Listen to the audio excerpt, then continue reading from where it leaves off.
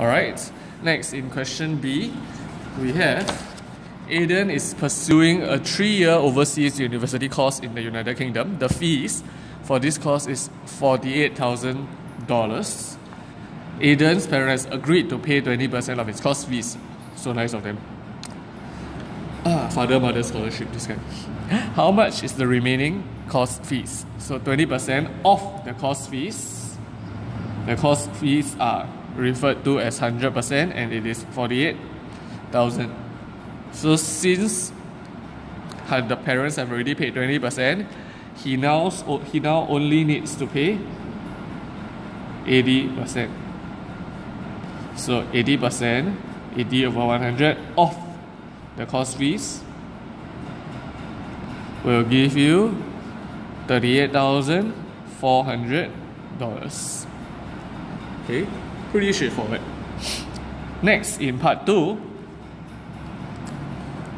Aiden decides to take a study loan to pay off the remaining course fees. The following shows the different study loans that he could take. Okay, there are several options you can choose from. For example, Bank A, which gives a compound interest, highlight keyword, compound interest, while Bank B gives simple interest. The formulas are different already. Okay, these are two different types of interest, where R equals 4.5 per annum, repayment period of 5 years, simple interest with R equals 5, repayment period of 6 years. So in the compound interest, N equals to 5. For the simple interest, the payment period T equals to 6. Okay, so he's going to take a loan. Both banks would require him to make a monthly repayment. Which bank should he choose if he can only afford a maximum of $700 per month? Okay, so for you to do this question, there are actually several things we need to consider.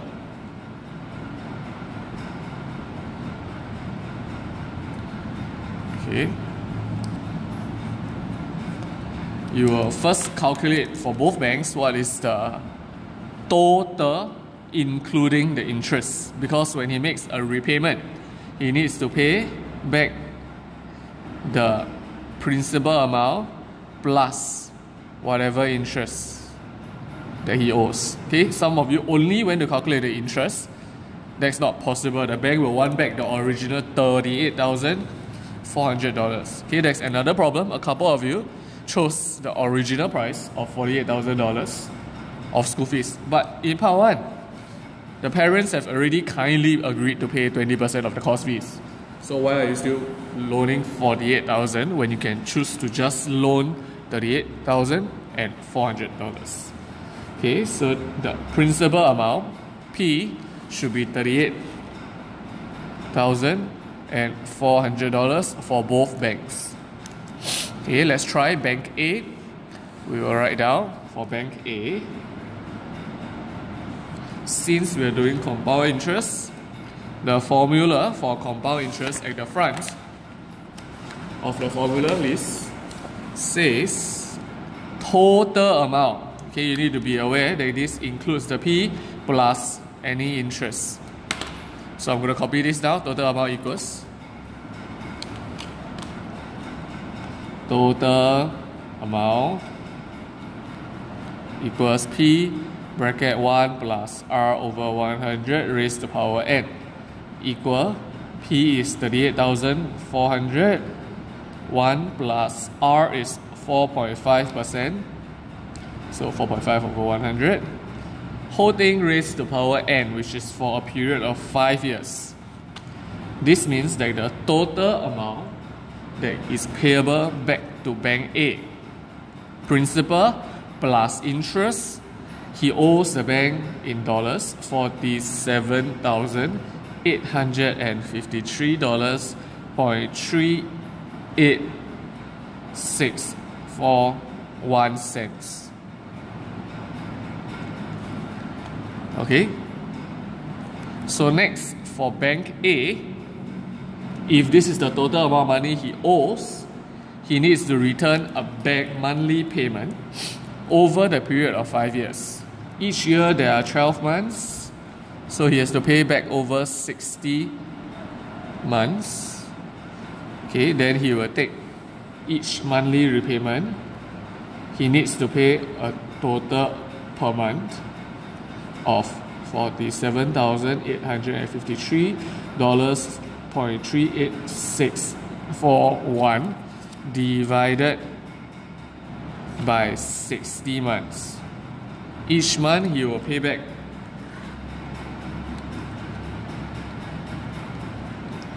just $757.556. 797.556. For money, we round off to 2 decimal place. Nearest cent, so 0.56. This is nearest cent.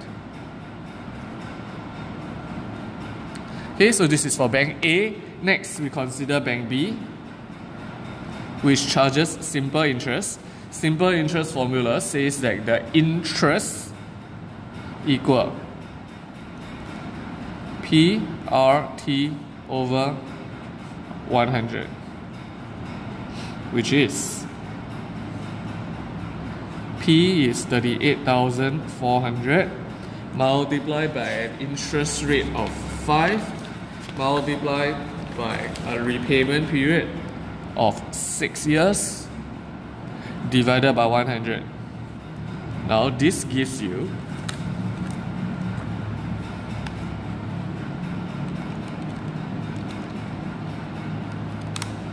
$11,520.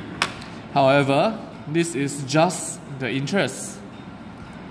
The bank will want back the original amount that he loaned, which is 38,400. Therefore, the total amount becomes 11,520 plus 38,400, which gives you 499,20. Next, for this Bank B, so I'm going to continue here about space, which is not a great idea. You're going to pay over 6 years, and there are 12 months in each year, so you get to repay over 72 months. Each monthly repayment should be 49920 divided by a total of 72 months. That will give you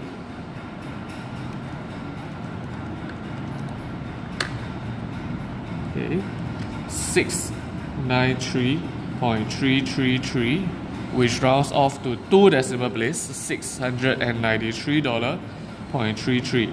Nearest cent again.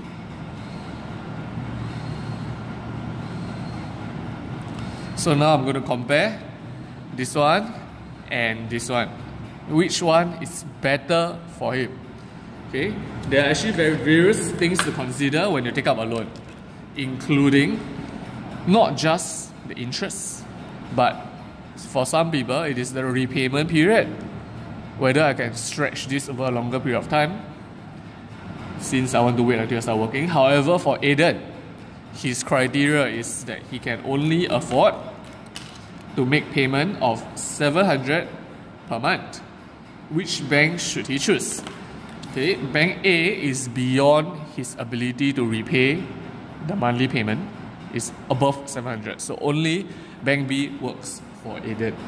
So I should say, therefore, Aiden should choose, make a concluding statement for the last answer mark, should choose Bank B as the monthly repayment